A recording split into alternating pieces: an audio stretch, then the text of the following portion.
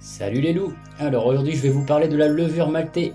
Donc elle contient un champignon de taille microscopique et est obtenue à partir de la fermentation du malt d'orge.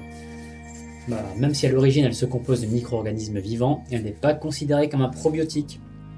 Mais c'est plus un prébiotique, car elle a été séchée à haute température, donc on peut la trouver dans tous les magasins bio. La levure maltais c'est en fait de la levure de bière à laquelle on a ajouté du malt d'orge. Il faut savoir que c'est l'une des sources de protéines végétales les plus importantes avec la spiruline. Mais comme pour elle, il faudra en manger des kilos pour atteindre les apports journaliers recommandés. Donc elle doit donc être prise en complément sur les salades, les pâtes, les soupes, enfin bref, sur vos plats. Donc elle remplace idéalement le parmesan, car son goût se rapproche un peu de celui du fromage, mais contrairement à lui, elle ne provoque pas d'acidification de l'organisme. De plus, elle est très riche en oligo-éléments essentiels, donc fer, zinc, calcium, chrome, cuivre, phosphore, sélénium, magnésium et potassium. Or, ces derniers aident à lutter contre les radicaux libres, ils renforcent notre immunité, régulent le système hormonal, consolident nos tissus et nos cellules et aident à la cicatrisation des plaies. Cet aliment naturel devient à mon avis incontournable en période hivernale, lorsque les infections virales refont leur apparition. Donc, la levure maltais bio vous aide à combattre les maux classiques comme le rhume, le mal de gorge, la gastroentérite virale, les ballonnements, les flatulences et les colites infectieuses.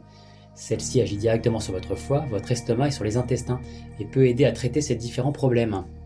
Les polysaccharides présents dedans, et plus précisément les glycanes et les mananes, jouent le rôle de prébiotiques en favorisant la prolifération de bonnes bactéries dans votre microbiote. Il faut savoir que la levure maltais prend soin des fanères, donc tout ce qui est ongles, cheveux et peau. Donc elle réduit la production de sébum, lutte contre le vieillissement de la peau, elle limite la chute des cheveux et favorise la repousse rapide. Elle rend les ongles plus robustes et accélère leur croissance. Alors, pour avoir de bons résultats, il faut en consommer au moins 2 grammes à raison de 3 fois par jour pendant 2 mois. Elle peut également être un bon complément pour lutter contre l'acné grâce à sa richesse en zinc. Il y a tout de même des précautions à prendre, donc évitez d'en manger si vous avez une maladie inflammatoire de l'intestin ou si vous êtes sous antidépresseur. Lors de la première utilisation, évitez d'en mettre trop car il faut que l'intestin s'y fasse. Attention, la levure maltais peut causer des maux de tête, des démangeaisons ou des symptômes allergiques chez certaines personnes. Le malt contient du gluten, mais il semble suffisamment dilué pour ne pas entraîner de réaction allergique. Évitez peut-être d'en mettre en trop grosse quantité.